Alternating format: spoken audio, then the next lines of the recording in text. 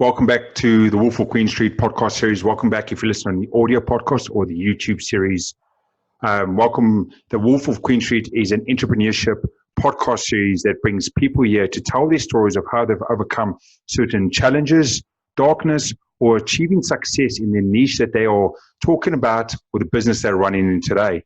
But before we get started today, today's episode is brought to you by the Dark Heart Grooming Company, a skincare for men only using organic, natural, native ingredients from New Zealand. And you can find them on the Dark Heart Grooming Co. under Instagram. And the next time you place an order, just add the Wolf10 to get a 10% discount. Today, I'm joined by Lyndal Harris from the podcast VA. And as with most of my guests that I've had on the show, again, it was a random connection that put us together. One day I was sitting there going through Castbox, which I feel is one of the best Android-based podcast apps, looking through which of the top shows currently in my area of New Zealand and Australia. Funny enough, I noticed this podcast called the podcast Tips and Tricks with Lyndal Harris. And I thought, again, this was at that stage, I think it was top 30 or top 40 in New Zealand and Australia. And I said, I want to find out what is going successful with this podcast. What is the actual tips and tricks? And fundamentally, there must be something good behind this brand to put it in the top 30 or 40 in New Zealand and Australia on the Castbox, which is one of the largest Android-based podcast apps that you get in the market. So welcome to the show, Lyndal. Thank you, Lawrence. Thanks for having me. So as I said, I just randomly sent you a message one day on Instagram, I believe, as I do with most of my guests and people that I meet on the line, and reached out and said, hey, this is me. I see at the moment that you're ranking or placing on Castbox with your series about your tips and tricks about launching a podcast, how to maintain a podcast, and everything goes in around it, because most people these days would want to do this, to want to do what we're having a discussion about or be on a series, but they're not sure about the first few steps to take. And I'm guessing that's exactly what your brand is about, and the brand and your business that sits behind it, namely Podcast VA. Yeah, absolutely. Absolutely. I think it's funny because people often, they might think about doing a podcast, and mainly my clients are small business owners who want to do it as part of a marketing activity, but they get really overwhelmed by the first thought is, the equipment and the software that they're going to use. What microphone would I buy? What should I do? And then also, the technicalities of it, like how would I even get it onto Apple Podcasts and Spotify? And so a lot of people kind of get stuck at those points when, like you and I both know, like when you break it down, it actually isn't too difficult to actually work through those. That is correct. It's funny enough is we were supposed to have recorded this session about half an hour ago, but we got on the line, both being podcast hosts, and we started talking for about 25 minutes just about ourselves, about podcasts and going through. And the funny enough thing is that your pick is, as Lyndal said, is once you break down the launch of a podcast, there is a step-by-step simple steps to follow. But there is still some uniqueness in some of those steps. So again, she said about the equipment. If you're watching the YouTube series, I'm using a different mic to what Lyndal's using. My headphones are different. Our equipment, our software that we're using is different. So those are the small uniqueness that changes from one person to the other. Doesn't mean it's right, doesn't mean it's wrong. Again, as Lyndal said, she's got her clients, and depending on what they want, is what they would host it with. You've got hosting platforms like Anchor, which are really simple in its nature, or you've got hosting platforms like Lotze, which is give you more integral data analytics and better reporting than Anchor, but is a lot more challenging technically. And I can imagine these are some of the major questions you'll get from your clients. Absolutely. Yeah, it is. And I think sort of breaking down like how a podcast works is really important, and understanding that, a podcast host is very different to hosting on your website, for example, because I think a lot of people, when they don't understand the process, are even thinking about putting their audio files onto their website and hosting it that way, which is, you definitely do not want to be doing that, because your website crashes fairly quickly. So absolutely. Having an understanding of, I know when I talk to my client about the host in particular, it is, we're talking about, do you want an Australian host? Because we work quite a lot with a couple of Australian hosting companies. What do you want from your host? If you're looking for that easy solution, to do yourself, then Anchor is often a lot more straightforward than, as you say, than Libsyn and some of those other ones. Whereas if someone's really looking for a platform that offers a lot of statistics and what have you, because they eventually want to look at getting sponsorship or monetizing their podcast, then maybe we would look at a host that offers more in-depth statistics so that they can then go and approach sponsors and approach agencies or however they want to monetize it. But knowing those numbers are really important, and also knowing where your client base is, because I know for the clients that we work with, if your client base is in Australia, then we will say, why not use one of the Australian hosts? If your client base or your target audience is more in America, then Libsyn might meet the mark better. So really having an understanding of, I guess, that very first step in your podcast launch strategy or your podcast launch is to work out your strategy, which is all about knowing your purpose, knowing if your audience listen to podcasts, knowing where they're based, and that sort of information. And that all comes together as step one. And then you can sort of look then at the technicalities of how podcasting works. Totally correct. I think most people, if you're not aware, I think people think it's simplistic. You talked about it already about hosting. To anyone that's listening and you're not sure, no one in the major world of podcasting hosts their own podcast or on their own website. It's just not achievable. It's not sustainable. The top guys in the world use multiple different companies to host their podcast. Your website will crash. You need quite a expensive, very high threshold website to be able to handle and host your own podcast on through that. So something that someone's going to say straight away is going to go, Lawrence, well, then how is it actually on the website? How is it on iTunes? Doesn't iTunes host it? Doesn't Spotify host it? Doesn't, was it iHeartRadio host it? And I think the simple question is people just need to give the education that, no, they don't. They are just the end man in that story. There's a hosting platform behind, and it distributes that content to the listeners or the apps that people can listen through. Yeah, absolutely. And that's exactly right. It's when you set up the hosting platform, that is the one place that you upload the audio and you put your show notes and you put all of the different information in the tags and what have you in there. And that integrates with all of the various directories. So Apple Podcasts, Spotify, Libsyn, sorry. That one again. Apple Google Yes, that one. So do you want me to start that again? Let me just start. You can go where you like.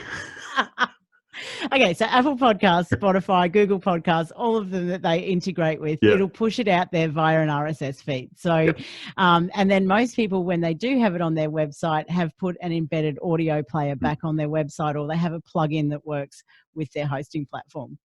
Yeah. And again, people, this is not too scary if you've got the right guidance and team, someone like Lyndal showing you how to get it done, to put it into place. So everything that gets built and set up is sort of one setup. It's done once. So it's one headache and one headache tablet, and then you sweet for the rest of the time. So pretty much every episode you load, distribute, and it follows that same suit anyway. One thing that I was looking as well, I was going through, having a quick listen and looking at your episodes, Lyndal, that you had on your series, is providing something which is quite nice and quite what I enjoy, is very short and sharp insights into certain tips and tricks at a certain period for a podcast in a certain time period. So for example, we are, a week away or a few days away from Christmas, depends when this comes out live. And what do people do in the December, January months when most of us that's hosting or guests on podcasts actually want to go away from a mic for a week, 2 weeks, some people 4 weeks. And I saw you did an episode today and had a listen, which is, I thought it was such a simple, basic idea, but it was a great insight. And I'll let you explain a little bit more, but it was pretty much repurposing existing content to allow yourself to have some time off. Yes, yeah, absolutely. It's especially as you say, coming into the festive season, it was one that I put out today with the timing in mind, where people can rebroadcast their old episodes. So my show is only 11 episodes in, so I don't have a big back catalogue of shows. But if you have a big back catalogue of shows and you want to have a break, I mean, it's no problem to have a break. But I think what you can do really well is just just rebroadcast an old episode. So you don't need to really do anything with the audio at all. You just literally go back into your hosting platform and upload a new episode, and make sure that the title and say your show notes are really clear that it is rebroadcast of an old episode. So you might go back to an episode. Quite often I would say either look at, depending on what your podcast is about, so look at whether you have a time relevant one. So for example, if you have one about planning for the new year or doing your business planning, you might repurpose that one, or you might look at your statistics and go and see what was the top 2 or 3 high performing episodes that you've had, and then go and rebroadcast those ones. But yeah, just give yourself a bit of a break. If you are deciding to have a break, a lot of people can use this period to batch and get ahead of their recordings, which is great. But if you just want to have that little bit of a break, rebroadcasting is a great way to keep that consistency. Yeah, and if you make the message correct, your existing fans will see it and understand, and it's up to them what they do it. But you're not going to have very few podcasts are going to have the same fans from day one to the end. You do get that, but you pick up fans day to day. You pick up fans week to week as different shows go on. For example, I might be lucky enough to pick up some of the fans from Lyndal's side, and from my fans go back to her podcast. So each week it takes it differently. So, and also if you've got a big catalog, like someone that I listen to, like Joe Rogan, he's at 1,200 or 1,300 episodes at the moment. Unless you're crazy enough, like what I did, and I started at number 1 2 years ago and try to chase down the 1,000, you're never going to go back to those older episodes. So he could, in principle, I don't think he would, it's not his style, but in principle, he could re-release one of his episodes, or he could do a triple episode if he spoke about some of the guests that's been 3 or 4 times, and do a sort of a special when he goes for his breaks. It's interesting enough, it's something he's never done, because he does take time off, a week off or 2 weeks off sometimes on his busy schedule. So, but definitely I thought it was such a simple idea to do that, re-putting the content out there, for a re-release of an existing episode, as well as or just a small snippet of it. There's nothing wrong with taking a teaser of it, or doing a 5-minute clip of it, cutting it up, or just as well. What I thought after that episode, because it gave me ideas, if you didn't feel like doing a lot of an episode, how about it just do a 5-minute recap of 2019 and release that, right? So to guests and go, thank you. These are the people that I had on my show. This is what we discussed this year, and then releasing that content onto the show so that people could go, something's come up and I can listen and I can support, but at least I've kept, my episode every couple of weeks or so, and I've given my fans something. Yeah, absolutely. And people don't have to do it. It's an interesting sort of thing to look at. I know for me, as I mentioned, my show is quite new, so I sort of toyed with the idea of, do I take a couple of weeks over Christmas, because I do want to sort of down tools it for my business as such. But then I was like, no, I'm so new, I don't think I want to actually have the break. So yeah, it's just about working out. And if it's a passion project that you're doing, or it's a hobby style podcast, then maybe it's okay. It's okay for anyone to have a break, but maybe it's okay to have a break more so depending on whether you think your listeners will be listening as well. Like I have some clients who are sort of like, my audience are employees that are going to be taking time out, and they're not going to be listening. They probably wouldn't listen to podcasts. Whereas, I don't know, if your audience is small business owners, and they're taking time out, then they might be looking for content to consume. So you got to take it all into consideration. Yeah, totally. It's a sort of a rule that I have within my podcast. So anyone that pays attention will notice I don't release any episode over a weekend, as I feel that sometimes I'll be competing on the weekend with quite a lot of other noise in the social world. People are out hanging with their families, doing events, just going out and partying. The last thing they're going to be doing is doing a podcast or listen to podcasts. We're fundamentally the two main places people listen to podcasts is in the car and at the gym.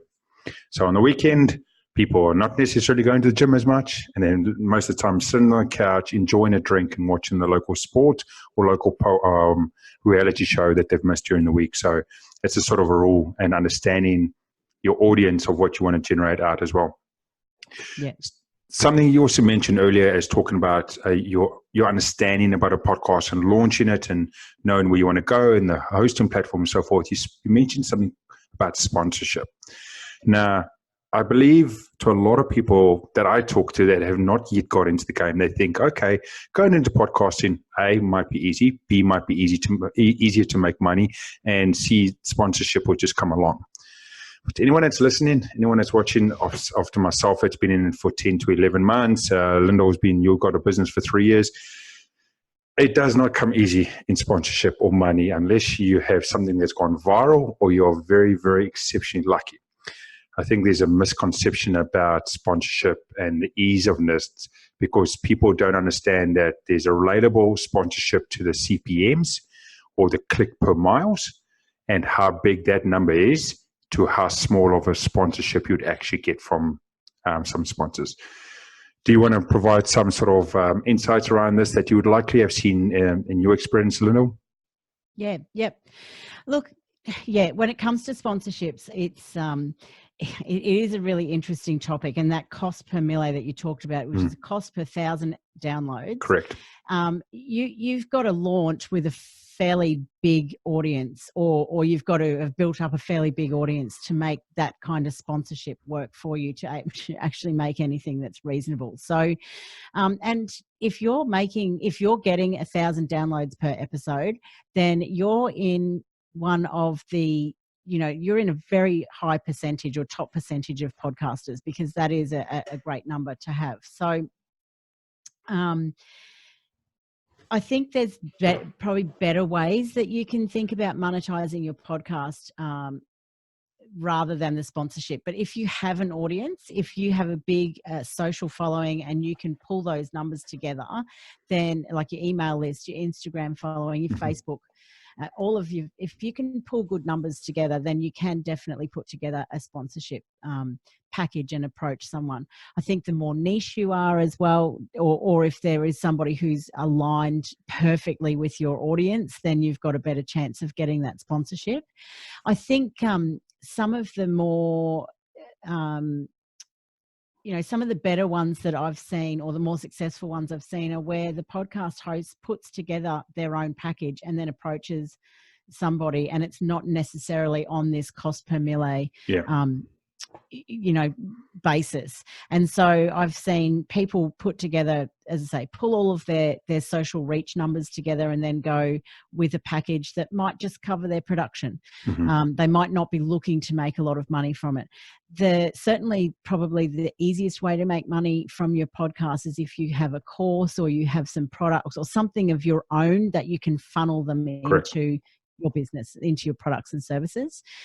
I have seen people literally reach out. So I have one client who started with she does a seasonal podcast. She started with the first 3 episodes, and from episode 4 to 12, which was the end of her first season, she literally found her sponsors by an email to people who have similar target audiences and says, I'm looking for sponsorship.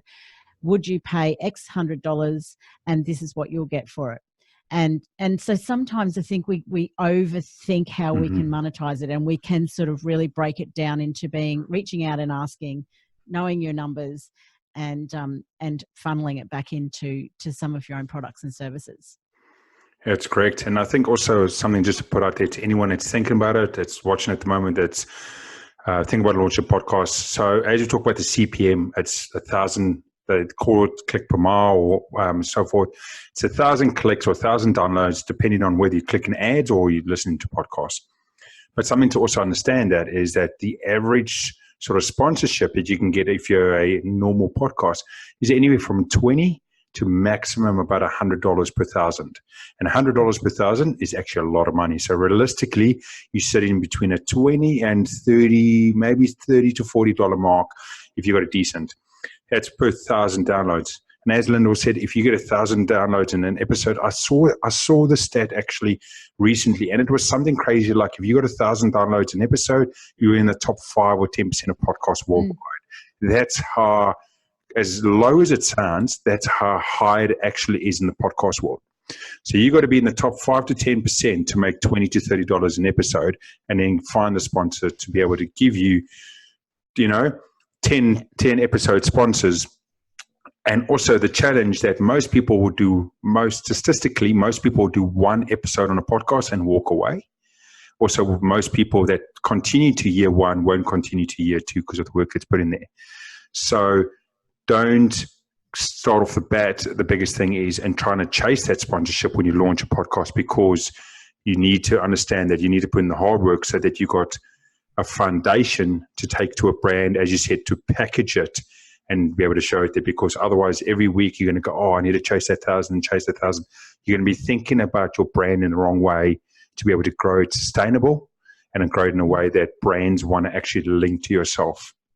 Yeah, that's right. And once you launch a podcast and you get momentum and you keep doing the consistent release and what have you, that's not to say that you can't get to the 1,000 downloads, but it is, as you say, it's that top 5%. I think I've heard it's very high. So there's other ways to do it. There's quite a lot of other ways to monetize. Totally. Yeah, totally. I mean, the most simplistic way in a sense as well is, and it's one of the easiest ways, and I told to a lot of people that ask my opinion, is there's also the affiliate way of doing marketing on the show. So what it means to anyone listening is you don't have to go to when you go to the brand, you don't have to tell the brand, pay me money up front to get a sponsorship. If you go to a brand and say, this is what I want, this is my niche, and this is my audience, I want an affiliate deal with your brand. So in other words, I will talk about your product that links to me and relates to me. And if they use the code that I provided with, I then get a kickback on that, or affiliate kickback on it. So from the brand's point of view, they've got no risk because they're not laying out any cash up front, and they're only paying you a commission or a percentage of it when a deal is actually done. So that's a very simple way for podcasts at the moment that are chasing or eager to chase to say they got a sponsor or something like that is, and you can't get an actual contract. There's an affiliate way to go to companies, and you'll be surprised at how many small businesses, small niche businesses that have an e-commerce Shopify account that's running through a Facebook business or running a shop through an Instagram account, depending again on your niche in your podcast, how quickly those guys will give you an affiliate deal, because most of the times they've got 10 or 20 or 30% discounts anyway in their brand. So they'll be willing to give you let's say, for example, a 20% discount, and they will give you 2 to 5% kickback if there's a sale on that. Yeah, absolutely. And don't, as you were saying that, it reminded me of a story of, don't forget that people will also donate to listen to your show. So I say donate in air quotes, but they will sometimes, if you've got a really loyal fan base, they'll be happy to pay you a bit of money. So you might set up something like a Patreon account, or I think I've seen somebody do it through just having a PayPal even. But it's really interesting because the story of the woman that I'm thinking of, someone actually reached out to her and said, I have gotten so much value from your podcast and it's helped my business significantly, and I would actually like to donate something towards you running the show because I get so much out of it. So don't underestimate the fact that perhaps your audience, if they're a really loyal following, might be happy to. You don't need to make them donate, but you could ask them to as well. So that's another way that people are making money.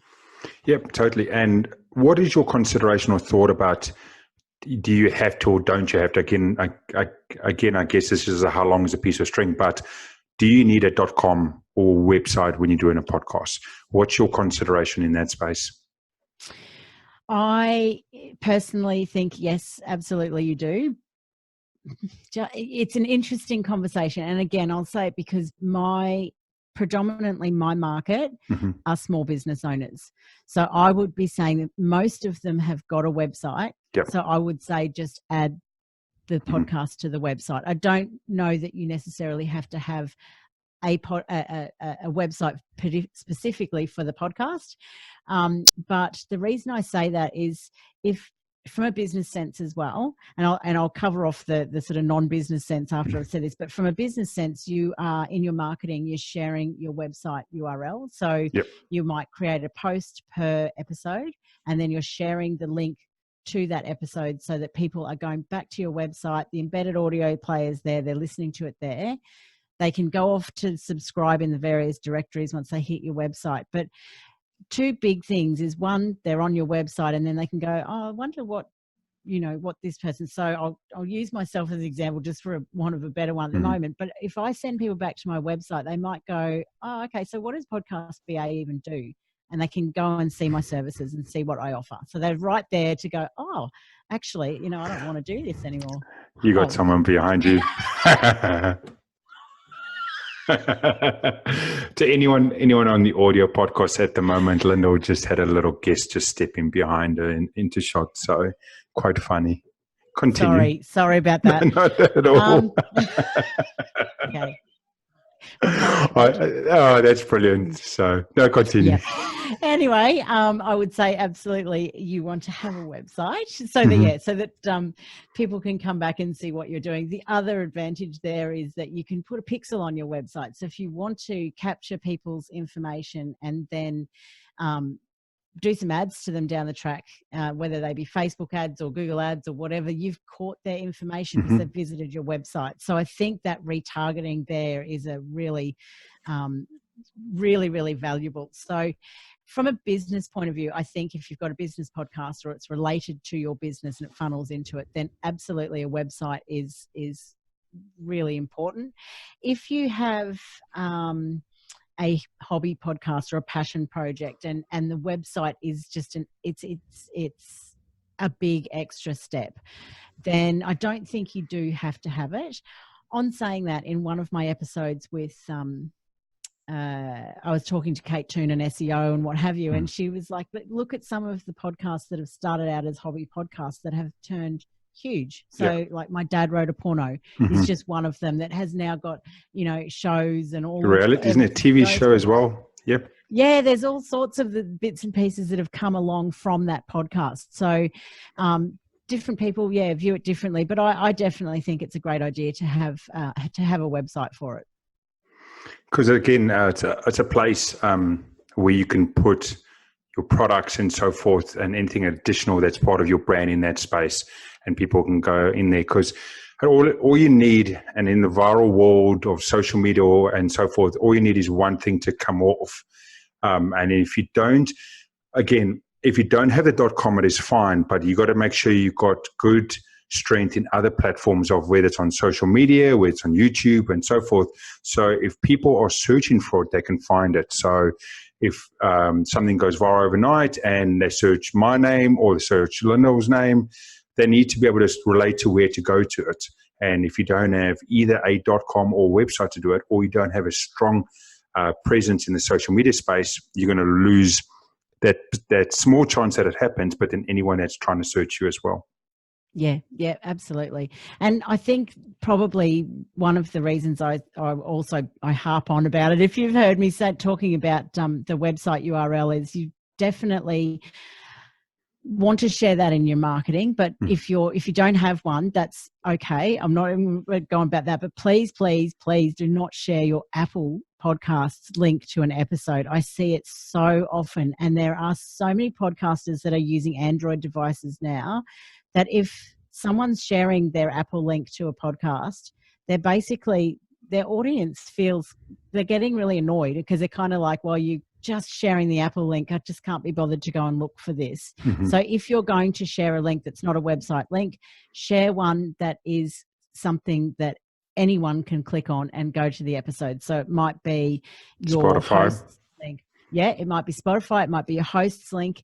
It could be, I've forgotten now the names of, there's a couple of services like there's a couple of services, and I'll get the names for you so I can pop it in your show notes. Yep. That you can get one link that someone clicks on. It doesn't matter whether they're Android or iOS, they go straight to the episode. So I think that's really important. It is a challenging one at the moment. We spoke about it offline in sense of the podcast world, and to anyone that gets into it will totally understand that the podcast world is run by iTunes and Apple. There's a close competitor in Spotify, and iHeartRadio at the moment is coming third in behind it. But you have that challenge in the sense of if you're not running a website, if you're not running a built-in app for your own stuff, and you're running Android like myself and a majority of people, is how do you communicate the right messaging to your Android users without affecting them from the Apple users. So I've had that mistake a lot of times. I've had that challenges even myself of trying to get people and get them on board, but they're not Apple fan. They don't have Apple. So having to learn what is the other best recommended apps that you can get people onto without me distributing out from a .com or an email distribution and so forth. And that's where I'm trying to find out. Like I said, there's iHeartRadio, there's Spotify, those sort of apps. I know, as I mentioned earlier, Castbox as well is one of the better apps I find on both sides of the systems of where you can recommend, because as much as you want to point someone in the direction of taking an episode, you still want to allow someone the freedom to pick the app or the place they want to listen something to, so they feel that they've made their own choice to come and support you. Because I've some days found that if I walk up to someone and said, hey, I want you to sponsor my show, download this app now that you don't already have, they feel a bit conflicted and they're like, hey, that wasn't really my decision. But if I say to them, look here, it's available in all these apps, they go, oh, I've already got Pod Connect and Google Podcast and Castbox and Antenna is one of the other one, Acast. There's about 20 main priority ones. And if they have one of those, I feel the transition to bring them on board is a lot easier, because you're giving them the choice in something that they can pick on. Yeah, absolutely. I think sometimes too, if you share that host link, so I'm not sure who you host with, but I know if you host with Libsyn or you host with Whooshkaa, if you send them to that link too, quite often on your show page, there'll be the directories that people can then go and choose to subscribe through. So yeah, there is a couple of options there, but I think it's just so important, because I still see people doing it all the time where they're just sharing that Apple link, and it's just it's a message to try and get across to people to not be sharing that particular one. As you say, Spotify is definitely coming in, and they're spending a lot of money on upping the podcasting ante. So yeah. So definitely. I actually host with Anchor, as I got showed and told that there was the easy, simple way to go with it, and which it is. It is simple to set up and get going. It's a one-push system of Anchor, but it obviously does have its shortfalls in the sense of once you get bigger in the stage like I am at the moment, of whether I consider staying in the platform or not, because it doesn't give me the analytics like Libsyn would give me. But saying in that, I do know that Anchor has just also recently been bought by Spotify. And Spotify does have some really cool analytics sitting behind it. So hopefully, if I give it 6 to 9 months, I might have the transition from one platform to the other without me having to reshift a podcast. So something just to go straight into a point to anyone that's running a podcast, people need to consider as well is if you've got a live episode, if you go and delete it, you go and edit it, and you go and move it, it's going to affect the live show that's on there, right? So if you go and delete an episode or partial of the episode, that'll be gone to your people that's listening as well. And I've seen it so many times. Someone goes, oh, I went and edited, or I shifted my audio file within my hosting platform from one location to the other location because I thought it was already uploaded, or it was uploaded, but now because I shifted it, it's deleted it. I can imagine you've had some customers like this as well, with examples of thinking that it's live, so now I can do anything within the database itself of my content and it won't affect anything else.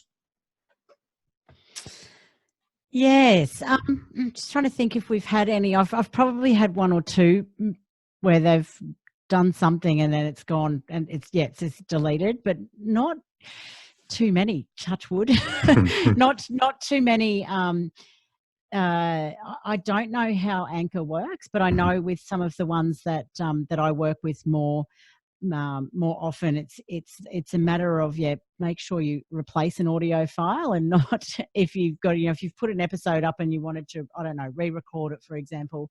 It's about replacing the episode file and not going and deleting something that you've already made live, and it can be a bit tricky that way. But certainly sometimes with the imports, you can import into other hosts and you can do it quite easily, but there's usually steps to follow, and most hosts will give you those step-by-step instructions so that you don't lose any of your episodes, because the last thing you want to do is find that a whole chunk of your episodes are missing. But I think you can't, if you import properly into a new host, if you're going to move hosts around and what have you, if you do it properly, you can do it so that you will lose the statistics, but you obviously export those and download them and what have you. Mm-hmm. But you can import into a different provider and still have all of your previous episodes. But if you're going to do that, just make sure you follow some step-by-step instructions so you don't have the heartbreak of losing a whole lot of your back catalogue. Yeah, so just explaining from Anchor's point of view, at some point you load it up through an app, through the Anchor app. It holds it sort of in like a database folder. So this is where the challenge are, where Anchor, a lot of people. So I would have it, let's use like if you're on your computer and you have a folder that's got 50 files, from that you would select your 5 files that you make your episode. So your episode sits above that and goes. So where the challenge of people that are coming on Anchor, they go, oh, the files are down here. The episode's live here. So what happens if I just delete this file or move this file or edit, and not realizing that there's a correlation between the file in the folder to the actual live content? And that's where the challenge comes on, the simplistic nature of the app. There's not that correlation. So I've had people delete delete the audio file, and then it's come off air, and then I've been to re-put it out there. Yeah, I can see why that would be quite, now that you've explained that, I can see how that would be really easy to think it's live. I can get rid of it from here now, but that would be heartbreaking. So, and that's just part of the learnings to anyone, like we said, is once you understand and go through the different steps, there's always a difference, a small variance depending which journey you go on, which hosting platform, how you do it, and that's where there's teams out there can provide the guidance and insight into it. Also know that, Lyndal, we were running a bit of out of time with a short episode today. I wanted to just ask you early on is there sort of 1 or 2 key points before we end off today for people that are looking to start or into it, that you want to give them some knowledge around podcasts from stuff we haven't covered already? That's a good question. Put you on the spot. I think, look, I think the number one important thing is something we did touch on before, and that is knowing your strategy. Really work out. I mean, I think podcasting is amazing. Obviously, I'm a bit biased because I do it, but it's not for everyone. And if your audience are not on podcasts or they're not listening to podcasts, it is a lot of work to do a podcast if your audience aren't there. So I think it's really important about nutting out that why are you doing it? What's the message you want to share? Are your audience listening? I would say start up by doing a lot of that kind of work, a lot of the what I would call branding of your podcast with your artwork and your music and what have you choose for that. And then you can start looking at setting up the technicalities of it. So what microphone do you use? What software am I going to use? Are we doing interviews, solos? What do I need to make that happen in the hosting? When it comes to my advice around equipment, which is what a lot of people ask about, obviously, is when it comes to your equipment, think about where you're going to be recording most of your episodes. If you're going to be sitting in the same office and recording it, then you can look at getting your mic stands and your boom arm and what microphone you're going to use, and whether you get a microphone there's different microphones. I think it's really important to do a bit of research on the different microphones, because it's different if I'm sitting in a carpeted room with furnishings and curtains as it would be if I was sitting in a living room that has high ceilings, lots of windows and a tiled floor.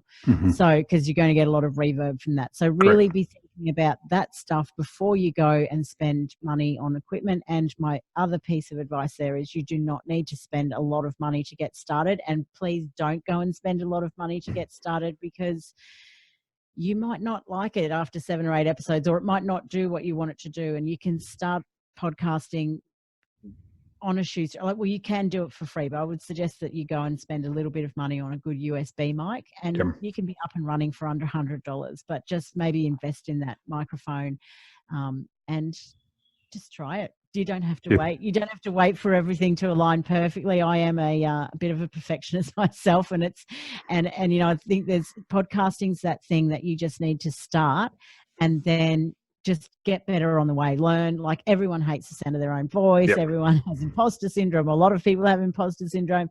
Just start and tweak along the way and just keep going. Yeah, great points in that. And yes, definitely just start, get going. I say to a lot of people, don't be shy, don't be scared, get in there. People always think it has to be perfect from day one. Unfortunately, that is not going to be the case. 28th episode for myself. I'm still learning. I'm still making mistakes. There's still problems. And that's part of the journey. And that's what people relate to and see it.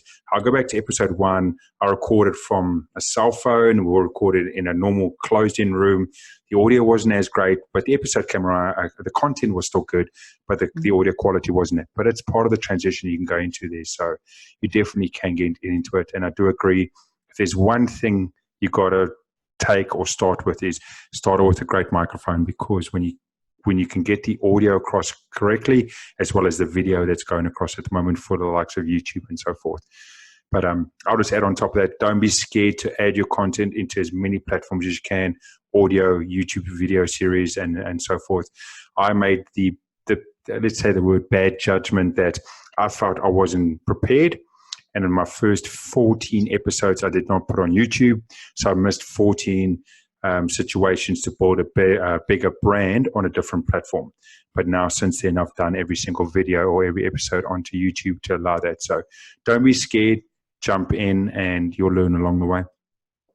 Absolutely. Absolutely. And it's, I was 3.5 years, 3 years in the podcasting industry, and I still was like, imposter syndrome and all of those feelings that everyone has. And it's such a range of emotions from, the adrenaline and excitement and the fear and all of that kind of stuff. But just put it out there. The biggest podcasters in the world will still say, oh my gosh, if you go back and listen to episode 1, it's completely different. I sound like completely different and everything's changed along the way. So yeah, you can't really go wrong. It's a really flexible medium. So just put it out there, and you can get 10 episodes in and go, I think I'll go and re-record. I wouldn't necessarily do it, but you can. If you've really got a cringy one, you can go and change the audio for it.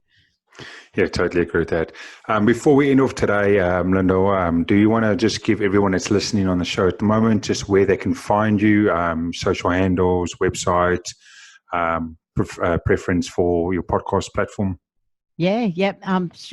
My website is podcastva.com, and all the links to my socials are on there. Pretty much Facebook and Instagram.